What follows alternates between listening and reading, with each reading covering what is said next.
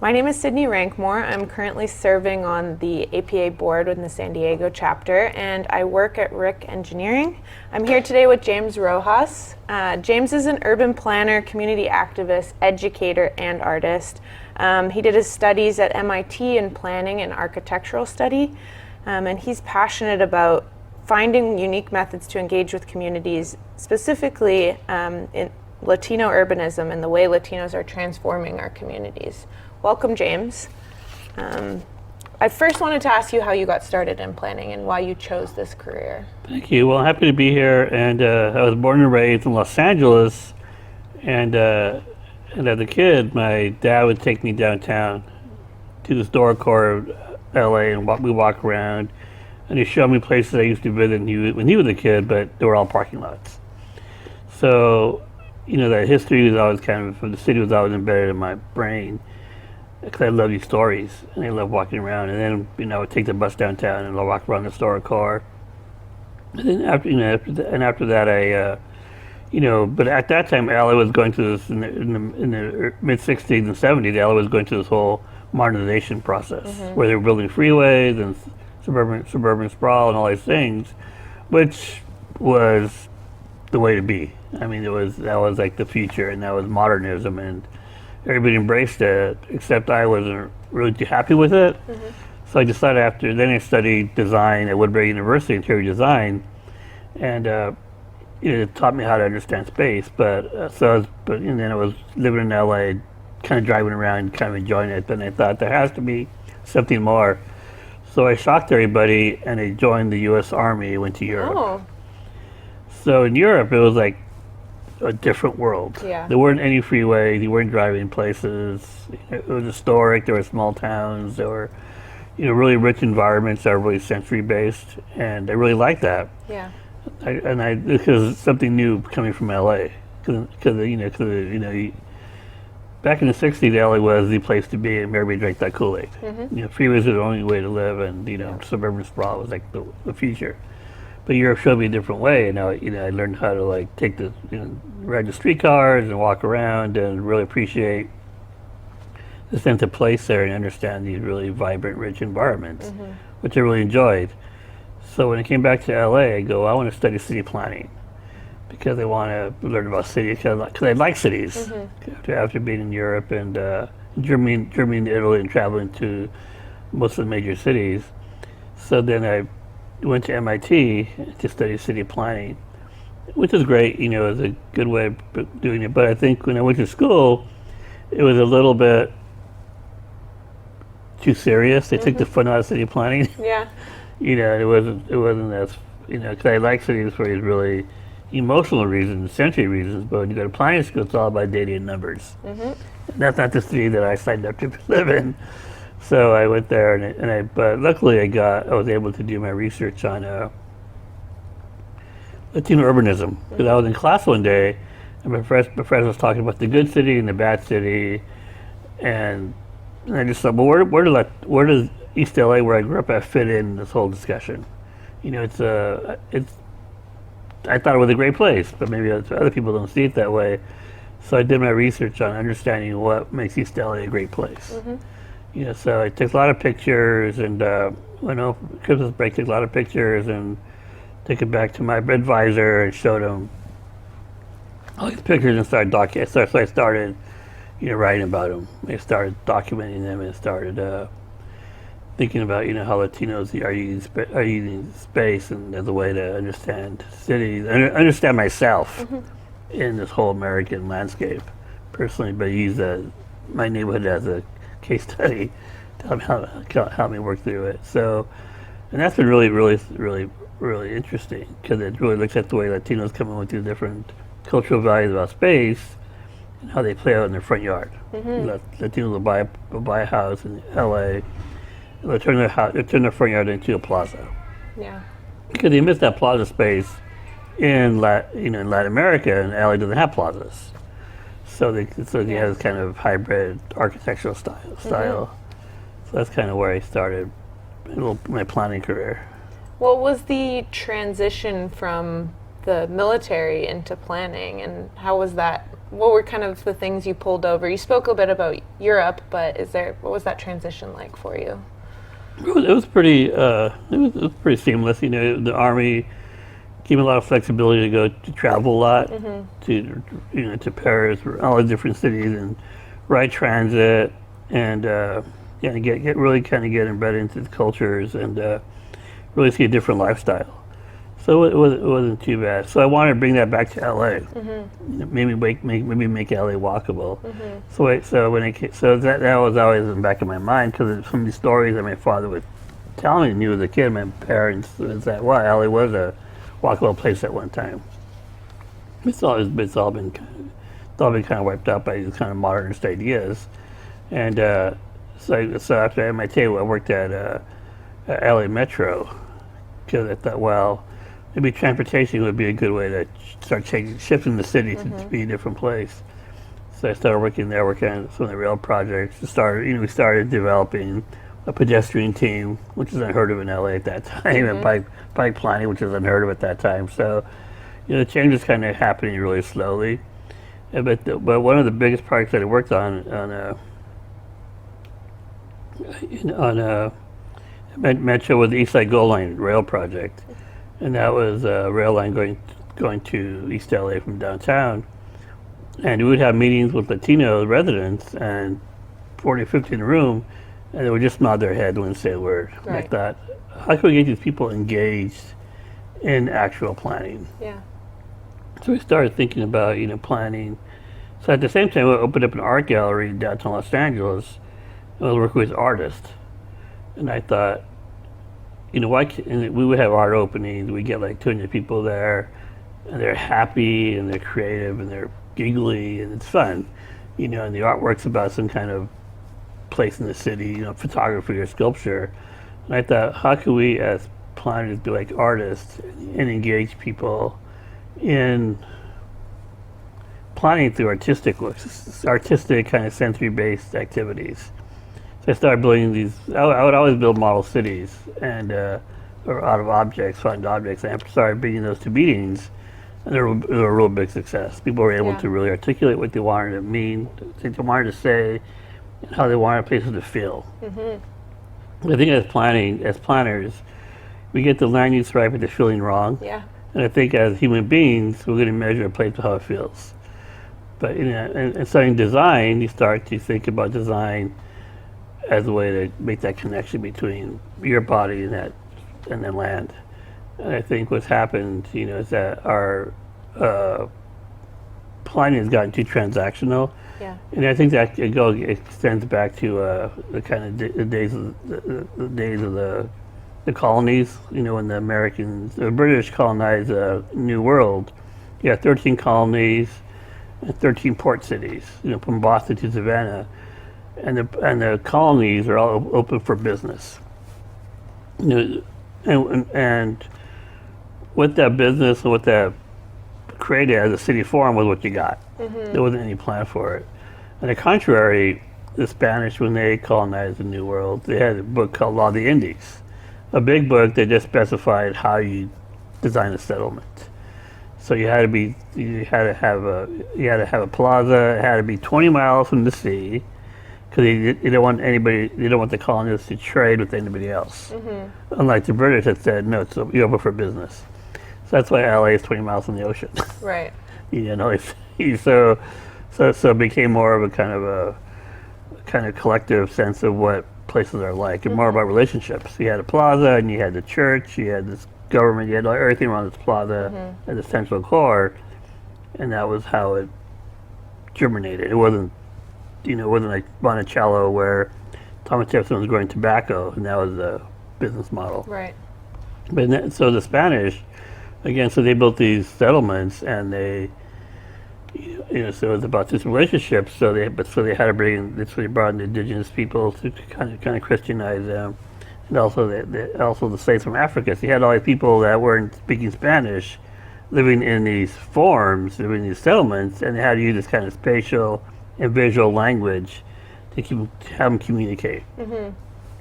So it's a lot of pictograms and pictures and words. So it's a very visual spatial language, and you see that today in Latino neighborhoods, but it's also about how you create relationships to spaces.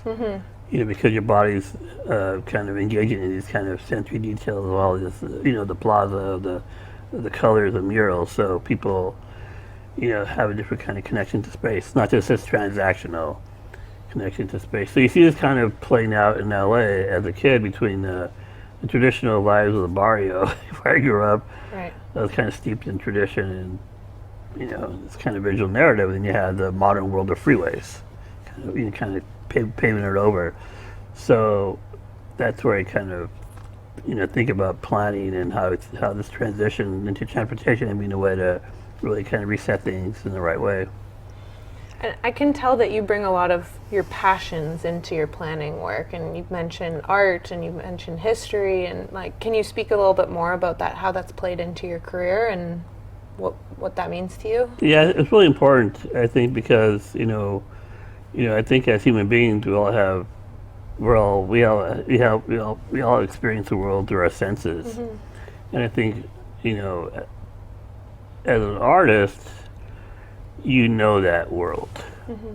As a planner, you look at it through data, maps, and numbers. It's a very different place. But to the public, it's a little of both. People, they don't want to see their house as a dot in the map. They want to see it as a place they have all these strong emotional ties to. So by using art as a planning tool, it helps people release their emotions and passions in a very positive way, rather than a negative way. Yeah. So it really helps them think about spaces and places in different ways, and using art. It's really like we have people in the workshops, and they come in. We have them all build their favorite child memory as the first activity. You might think that's kind of why, but it's really powerful because, first of all, it's an icebreaker. People get to know each other in a different level, not just as a professional planner or a resident, but we're all the same. And then people also have these ideas and memories in their head that they float around, but when they build it, it becomes real concrete, tangible again. So then people realize is that I tell people that memory you just built, that's your personal DNA for city planning. That's what you bring to every space you occupy as an adult. You're gonna look for that comfort zone wherever you go. Yeah. So having you build it and talk about it, now we can plan a city around it. Yeah. Right. So people realize that cities aren't just brick and mortar, but they're also this emotion that you bring into it. It needs to be articulated and talked about to give everybody a sense of ownership or control of this process. So it's not just somebody making this big decision from it. This is my story, what it is, and I want to see this. And now they have something to ground themselves to the future. My story is going to be I'm taking this with me in the future. And I've done over 2,000 workshops, and they've all been successful because people have this aha moment. Yeah. Oh yeah, you're right. That memory is important. That's what I want to see in my future city. So people get really happy, and and it's like having a party. We have this great experience. Yeah, which is what it should be. Yeah. So it really makes. I think and I think as we transition from this highly transactional world to more about relationships, we can start using more tools that really define how do you form relationships. Absolutely. Can you speak a bit about maybe a project that was most memorable to you, something that you're really proud of, that made a significant difference? You've spoken a bit about your work in transportation planning, but is there anything else that kind of sticks out to you? Well, Latino urbanism has been really great for me personally, and also culturally, and kind of in the bigger picture, because it really looks at these Latino landscapes, how Latinos transform American city to fit their needs. For example, they'll buy a house in East LA, and they'll turn their front yard into a plaza, because they want to create that connection of people in their neighborhood. But most American cities won't have plazas. So people live this way, but they never articulate it. They never think critically of it. So you never go to community meeting and people are talking about their Latino front yard plaza. Yeah. They never talk about it. Right. But that's a big part of their life. Yeah.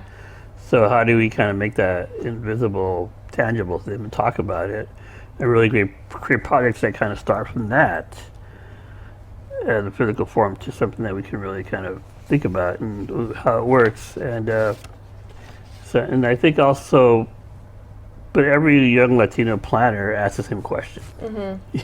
So that's to keep this work alive. Is that, every day I get emails from Latina or Latino planner, and some goes, "Oh, I read your research on the front yard, and that's exactly how we lived in my neighborhood."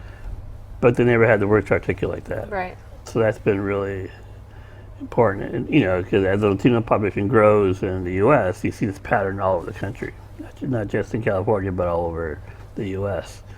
But people need to understand what's happening here. What's the shift in thinking about community and space. So that's one thing I'm really kind of proud of, and also this whole method of using art making as a planning tool. Community engagement tool. That really changes the outcomes of planning, because people, we ask people what they want, they'll just say, want new house, more parking, $1 million. That's automatic. When you have them work with their hands and their fingers, all of a sudden it's about trees, parks, love, warmth, because it's about your body talking, and your body has different needs than your mind. So it gets people thinking about the city in a very different way. So again, after all this, I think only probably like 10,000 people, probably only one person ever built a parking space. Right. You're not going to build a great parking space at your ideal place to live. So it really changes the outcomes on people, how you want to see the world and how you want to preserve the world, understand the world, and really think about the world as a better place. And, building utopian visions, not just negative dystopian visions. Yeah, absolutely. Have you noticed, you've done work all throughout California? Yeah. And I know in particular East LA, but have you noticed differences, similarities between northern, southern, coastal, inland, urban, rural? Yeah, there's, having been born and raised in LA and now live in the Bay Area for the past 10 years, there's a big difference. Yeah, I bet. That was like two different countries, so in the Bay Area, it's a place, it's been resource rich.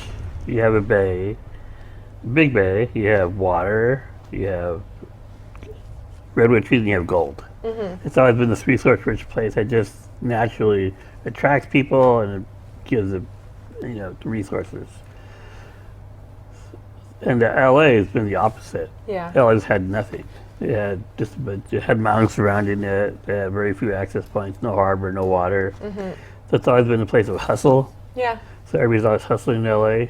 So it's always been this place of innovation and hustle, which is good and bad. It's kind of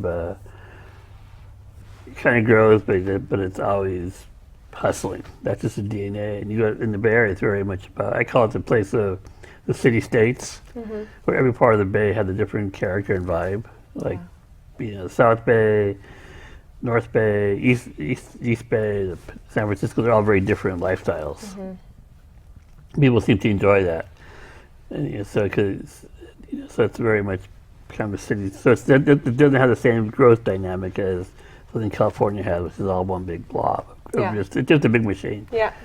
So it's a very different kind of place. And I think now, because of, the coastal California being more expensive, you have this other divide between the coastal areas and the Central Valley, where now a lot of the working class, the poor folks, are all moving from the coast to the inland Central Valley. So you see this kind of different dynamic.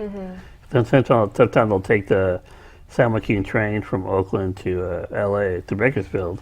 You go through Fresno, Stockton, it's all very working class. Where you don't see that in the coast anymore. You don't see people living in the coast anymore. So it's kind of a big economic shift. Yeah, definitely.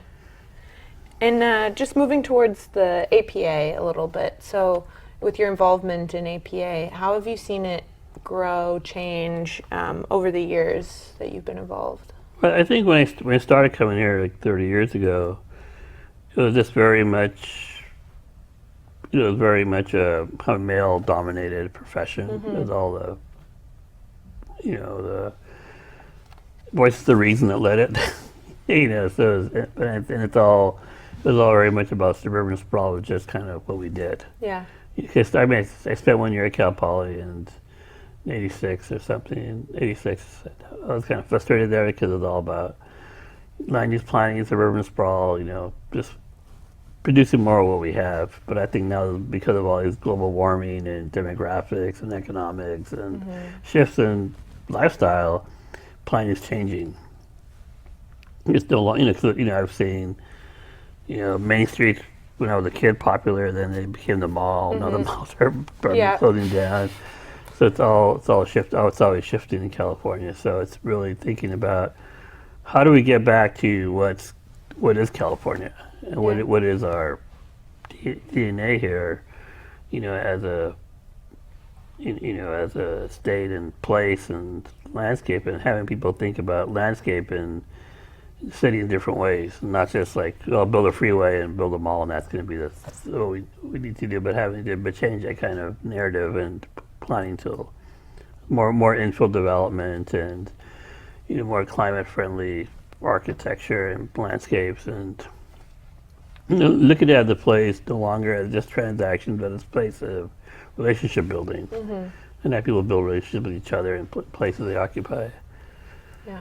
And you're kind of leading into this, but what do you think is the most important issue facing California communities through the next 20, 30, 40 years? Yeah, I think it's probably going to be like, looking at growth in more positive ways, thinking about growth in more sustainable ways. In fact, I live in Lower Rockridge in Oakland, North Oakland. I just wrote a piece about the place, because it's really started as a substandard. It started as this place of growth after the fire in San Francisco. So it's all just crazy diagonal streets. It's substandard lots. And really car hot, but it works really well. Because of this. Right. It's kind of been protected from all these growth models, so it's very walkable. It's almost like I live in a village there. Yeah. And 10-minute walk from the markets, Whole Foods, Trader Joe's, or Safeway, and 5-minute walk to the BART station. So it's just really, and everybody had these really lavish kind of front yards with plants. So you just really enjoy walking. And it's really what California is all about, just really enjoying that outdoor life. Yeah. But we live in a small 350 square foot apartment, but it works. Yeah. Because we're always outside. And really kind of capturing that whole essence of what what the state offers landscape-wise, and really kind of capitalizing that and really thinking about how can we live together with it. To really kind of be more kind of nuanced in our approach to planning, and not just have people walk more, and just to understand the sense of belonging that you crave from walking. Yeah, absolutely. Yeah. And then my last question is, do you have any advice that you give to prospective planners or current students, emerging planners, as they're starting their career? Well, I tell planners that graduate from planning school, tell them get your first planning job when you're 30 years old. Yeah. Because either you go to the municipal planning route, this is really you're gonna be tapped out, because it's just kind of a paper trail of just paperwork, but so you just need to do something different. Yeah. And kind of bring that into your planning world. For me, it was like being in the Army and being an artist and being creative, and having the art really as a way for me to develop my innovative planning tools. Because when I started doing my work, the planners would say, "Oh, we can't do this; it's too crazy." Yeah. We can't give people all this freedom because they're gonna expect this stuff. I go, "No, you have to. They'll like you more when you let them have that kind of freedom. Yeah. Then take it away from them. They might as well enjoy it." Yeah, absolutely. Yeah. Well, that was all my questions. Thank you Okay. so much, James, for speaking with me. It was a pleasure. Well, thank you. Yeah, this works out really well.